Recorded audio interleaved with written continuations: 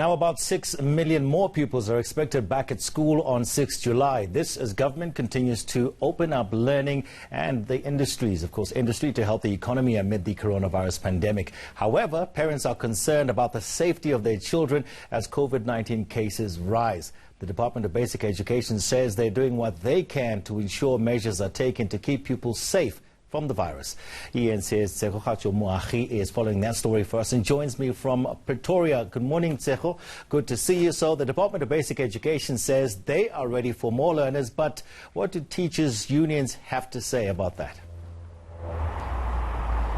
Absolutely. Good morning, Tony. So we do know, as you've mentioned, the Department of Basic Education, including the Gauteng Education Department, saying that they are ready for the 6th of July. Of course, it will have to be phased in, which is the issue that they are currently having because of social distancing. Each grade, there could be one grade per day that will have to be going then to school. But to give us details about what their members are saying about what is happening in schools at the moment, as we do know some teachers have tested positive, or some learners even, Tony. I'm joined by Basil Manuel. He is from Naptosa. Basil, thank you so much for your time. So just give us details. I mean, you are on the ground, you understand what is happening. What are the members saying, your members for this union? Our members are anxious, and the anxiety is brought on by the fact that we don't know how the virus is turning out. Number two, there are teachers falling ill. Number three, there are pupils, particularly in the high school, falling ill. And there has been a lot of inconsistency in how these cases are being handled throughout the country. Certain provinces seem to have their act together. Others don't seem to have their act together. And then, of course, we have the situation where, particularly in some of the provinces, our people have complained that they're contacting the department, and the departmental officials themselves are still at home, and they are not getting any guidance. Now, you can't put teachers in the front line and the officials are still sitting at home. It can't be. So there's a lot of anxiety, and I think it is underplayed, because when somebody falls ill at a school, the entire school is affected, and we seem to be brushing over it and saying, okay, let's get back. And it is true, the whole school can't be infected, but we mustn't neglect the psychological impact this has, but also on parents. I'm having dozens of calls from parents just saying, Mr. Manuel, we know we're not members, but my child is at a school where your members are. Tell me, what should we do? And of course, I am saying we still believe the best place for children is in a school. But we also say that we hold the department responsible for ensuring that everybody is safe. And I am worried about the 6th coming. I'm worried about a province like KZN, where the MEC has already said they don't have enough money and they don't know if they'll be ready. Now, that concerns me gravely. You add to that the Eastern Cape and Limpopo, where the three of them had about 300 schools that didn't open in the first round. So we are very, very worried. I'm worried about the principals being caught in between the proverbial rock and a hard place. They are conveying unpopular messages. They are telling parents what they are allowed to tell parents.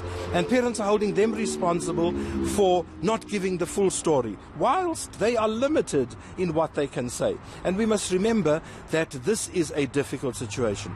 The Department of Health is overstretched. I had a school on Friday which says, we're calling the department, there's no answer. Another school said, we're calling the department and everybody is out at schools already. What must we do? And this is the unhappy situation that we have. But for the 6th, I think we're going to be in for a rough ride, because as much as I heard the interview, and I heard the spokesperson in Gauteng saying that schools can bring learners back one grade at a time from the 6th, the people out there don't know that. The schools, the real schools, the schools that are looking after the vast majority of our children, don't have the communication mechanism to get to those parents and say, no, only let the grade 1s come. Don't send the grade 2s and 3s. So on the 6th, we're going to have this huge cohort of children arriving. There won't be enough classes for them, and there's going to be a bit of chaos. So once again, the principal caught in the middle, and the teachers being terrified of what is happening. So I think in this next week, we need to communicate very effectively and efficiently, the department and the schools, to say to parents, this is our plan. Our plan is that come Monday, we are going to take in the grade R's and 1s. The grade 2s and 3s can come on Tuesday. The grade 6s can come on Wednesday. Grade 7s stay at home for these first few days, if that is a plan.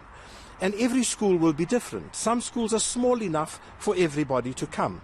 But what I am pleading for is more communication, better communication and better directions. And for heaven's sake, let the people be there who must support the schools. They cannot be sitting at home whilst the teachers are in the front line. The teachers are really under pressure. And I think this is going to tell later on in the term, when the pressure just becomes too much for the health of our teachers, and that is what I'm so afraid of.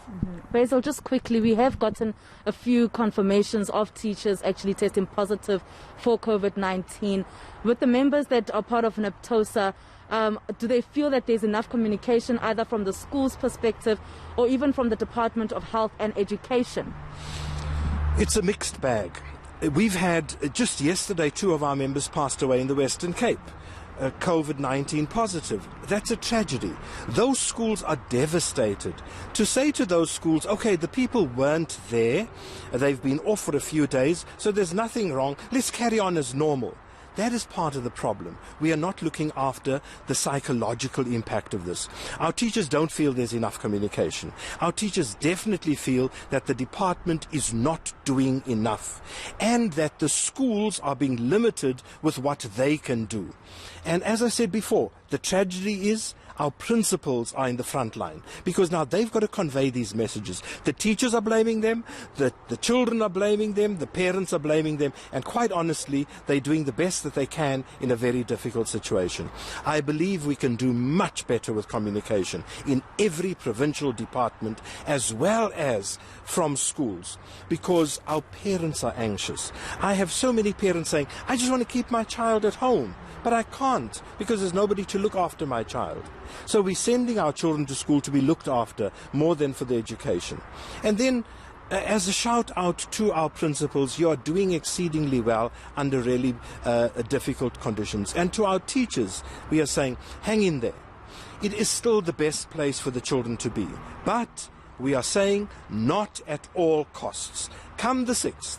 If every single province isn't ready with their material, their non-pharmaceutical interventions, such as the soap, such as the masks, such as water, etc., those schools are not going to open because we cannot put our teachers and our children in the front line for infections. All right, thank you so much.